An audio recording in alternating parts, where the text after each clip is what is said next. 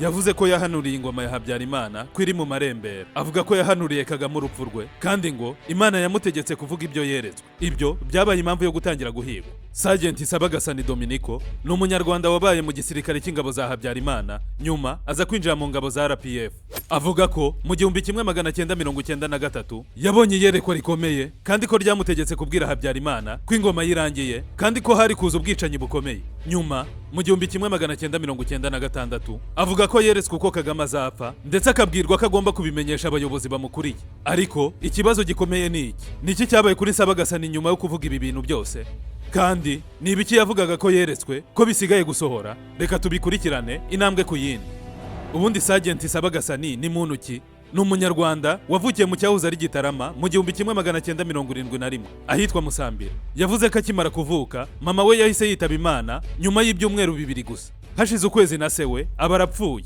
Ngo yarerewe kwa sekuru nawe waje kwicwa muri jenoside yakorewe abatutsi mu 1994. Mu 1992 yinjiye mu gisirikare cya Habyarimana.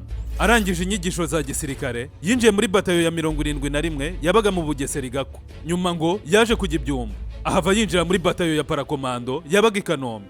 Sergeant NSABAGASANI ngo icyo gihe yari afite ipeti rya premier soldat. Yavuze ko yinjiye mu gisirikare ari umukatolike ariko nyuma yaje guhindura abumurokore.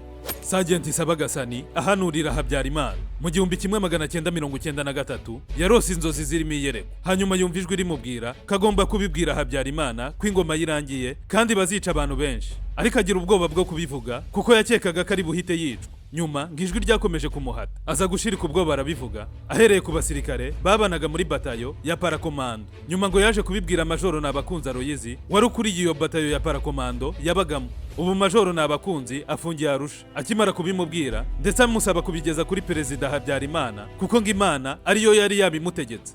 Abo basirikare babanaga nabo ngo ntibabyumvaga, batangiye kuvuga ko ari ibyo yatumwe na bene wabo kuko yari umututsi. Bimuviramo ingaruka zikomeye cyane zo kwangwa n'abasirikare babanaga, ariko ngo Imana imubwira ko atazicwa. Nyuma ngo Majoro Nabakunzi yaje kubibwira Perezida Habyarimana. Perezida Habyarimana ategeka ko agomba kurindirwa mu kigo cya gisirikare i Kanombe nasohoke.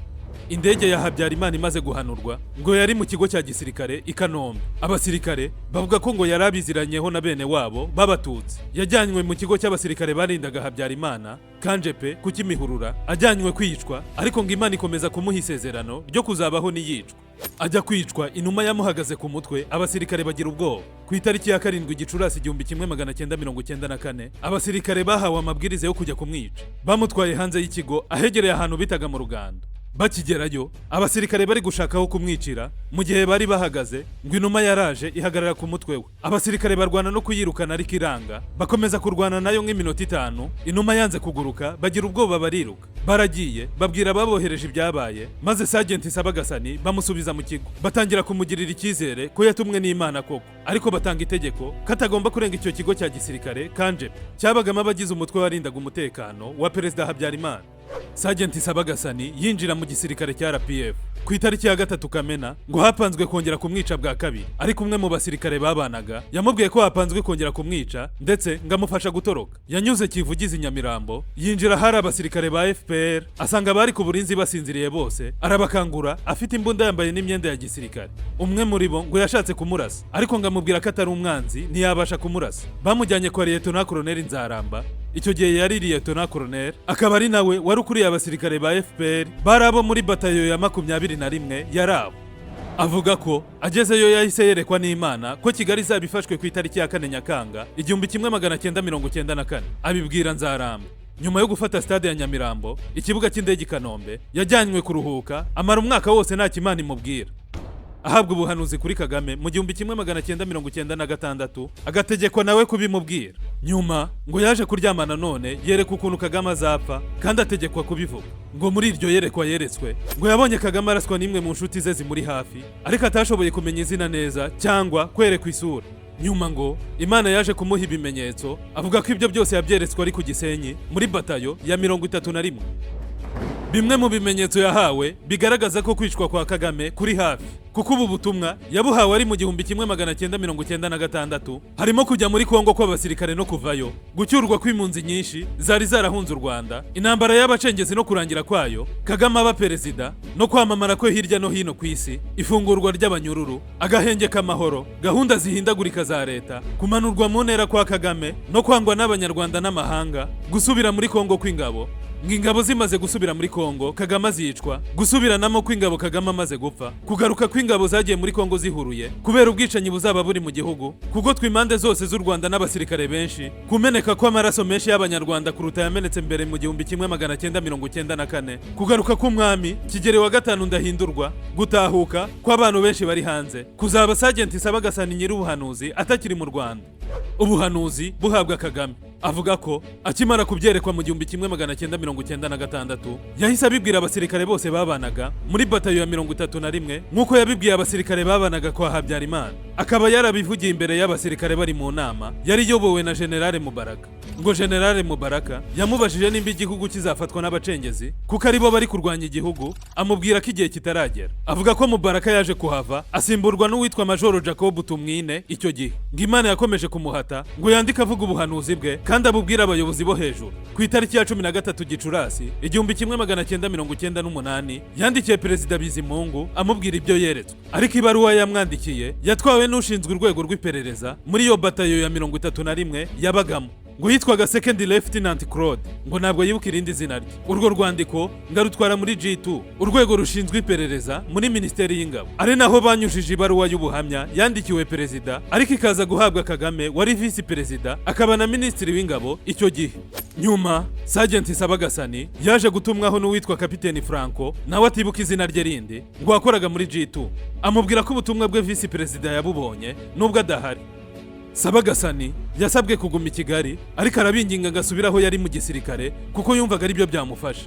Sergeant Sabagasani atangira guhigwa bashaka kwapfa kubera ubwo butumwa butashimishije abo yabuhaye, ngo hatangiye umugambi wo gushaka uburyo yakwicwa, maze hapangwa kumwohereza ku rugamba ahantu habi kugira ngo apfireyo. Sergeant Sabagasani avuga ko yaje koherezwa muri Kongo, Imana nanone yaje kumubwira ko agiye koherezwa ahantu habi ariko ntacyo azaba, ngo bari ahantu hitwa Fizi muri Kongo, yarayobowe n'umusirikare witwa Rutayomba Theogene. Yaje koherezwa ku rugamba ahantu habi ajyana n'abasirikare babiri gusa kubera aho abasirikare barwana bari, ariko ngo wari umugambi wo kumuroha ngo agwaho, ariko yakomeje kwizera ijwi ry'Imana kiri bumurinde. Avuga ko Imana yakoze ibitangaza, ngo abagezeho yumvise ijwi rimubwira ngo narasi isasu rimwe gusa, amaze kurirasa abasirikare bose bariruka ngo barahunga, bata imbunda nyinshi cyane ku buryo abasirikare bandi baje kuza basanga zicaye iruhande we n'abasirikare babiri bari kumwe kuko batari gushobora kuzikorera zose. Yaje gusubizwa mu Rwanda muri 2002, ariko asiga abwiye abasirikare ko bose bagiye gutaha kuko Imana ariko yari yamweretse. Muri 2003 Kagame yamutumyeho intumwa amubaza niba azatsinda amatora, ariko ngo amusubiza ko atazayatsinda ahubwo azayiba. Amaze kumusubiza gutyo yategetse ko bamukura mu gisirikare. Yaje gukurwa mu gisirikare atabizi, yumvise gusa bamusoma kuri listi y'abasirikare bagomba gusezererwa. Avuga ko amaze gusezererwa yasubiye iwabo Musambira, ariko akomeza kuvuga ubutumwa hirya no hino mu gihugu. Uko Sergeant Sabagasani yavuye mu Rwanda, avuga ko mu kwezi k'Ukwakira muri 2009 yabwiwe n'Imana ko agomba gushaka ibyangombwa akava mu gihugu kuko ngo iby'Imana yahanuye byenda gusohora. Amaze gushaka ibyangombwa byose ntabwo yagiye rwihishwa kuko yategetswe ko agomba kubwira abantu igitumye agenda, ko Imana igiye gusohoza ibyo yavuze. Yatangiye gusezera ahereye ku baturanyi be ndetse n'abayobozi ababwira ibizaba, asezera n'amatorero ndetse n'ay'i Kigali, cyane cyane ADPR Kacyiru aho bakunze kwita Meridi. Abwira abakristo bose ko agiye kugenda, ngo ko ariko Imana yamutegetse ngo ibone ko isohoza amasezerano yavuze ku Rwanda. Ubuyobozi bwa leta bwumvise ko asezeye bwamutumyeho uwitwa Senateri Antoine Mugesera, amubwira ko nubwo agiye ariko atagomba gutwara abantu, kandi amusaba kudakomeza kuvuga ko igihugu kigiye gusubira mu bwicanyi kandi kizapfamo abantu benshi. Ku itariki ya 8 Gashyantare 2010 niho ngo yahagurutse mu Rwanda, Imana imubwiye ko ngo azagaruka kandi azazazanya n'impunzi nyinshi zabaga hanze zose kuko Imana igiye gusohoza imigambi yayo. Iki kiganiro ntikigamije gutera ubwoba uwo ari we wese, kumukura umutima cyangwa se kugumura uwo ari we wese. Ubu n'ubuhanuzi busanzwe buhari, icyo twakoze ni ukubushyira mu majwi. Nimukibagirwe kugaruka kutwumva. mukande kuri subscribe abatarabikora kugira ngo ibiganiro byacu bizaze bibageraho ku buryo bwihuse, kandi mwibuke kudukurikirana ku mbuga nkoranyambaga zacu nka Facebook, TikTok, Instagram ndetse na X. Hose dukoresha Hunter Pack. Munasure website yacu isheja.com.